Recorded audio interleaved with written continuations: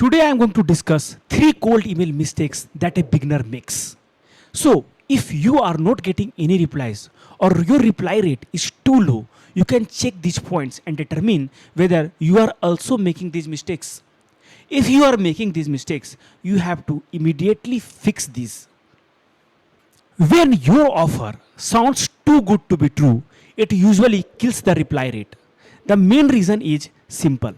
In cold email, the person doesn't know you at all.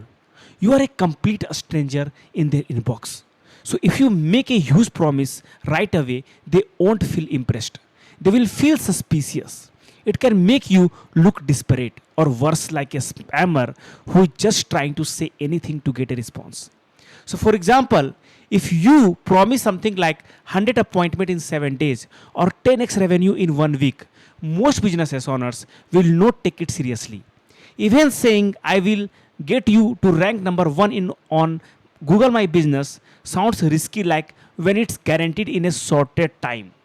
So these kinds of promises feel like a dream, not a real plan. And businesses owners don't run their company on the dreams. They know how hard growth actually is.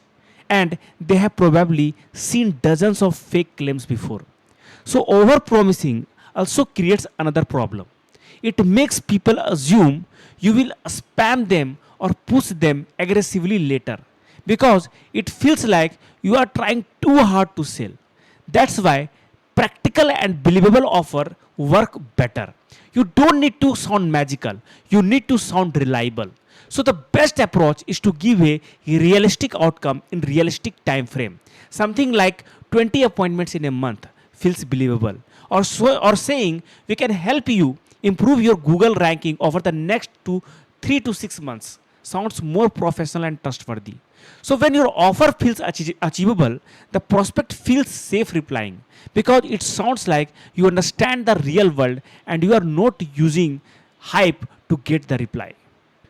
The second mistake is the CTA problem. Fixing your call to action is one of the easiest ways to improve your cold email replies. The main thing to understand is that your prospect is cold. They don't know you, they don't trust you at, and they are not emotionally invested in what you are offering. So if your email ends with a big request like book a call or buy this now, most people will ignore it because it feels like too much effort for someone they have never spoken to. So instead, your call to action should feel light and simple. It should be something they can respond to quickly without thinking too much.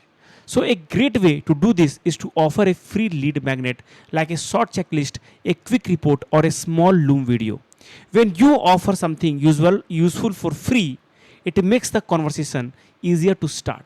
It also builds trust because you are giving value first instead of asking for a commitment immediately. So look, even if you don't have a lead magnet ready, you can still use a good CTA. Just ask a simple question that can be answered with yes or no. For example, you can ask if they are open to improve a specific result or if they want to see a few quick ideas. You can also give them 2 or 3 options to choose from, which makes replying even easier. The third mistake a beginner make is that they send cold email which feels generic. If your cold email looks like the same message your prospect has already received 10 times, it will get ignored. That's what happens when your emails sound generic. It doesn't feel personal, it doesn't feel real, and it doesn't give the reader any reason to care. Even if your service is good and unique, a generic email makes you look like just another service. That's why you need a little creativity in your copy. You doesn't have to write something crazy or complicated. You just need to add a small details that make the email feel like it was written for them. For example, if you are reaching out to local businesses, you can mention their Google reviews and ratings or something specific you noticed on their website. It shows you have done a bit of homework and you are not just sending a mass email. If you are emailing CEOs or founders, you can mention something they recently posted about or a topic they have been talking about. It's a simple way to make your message feel relevant and timely.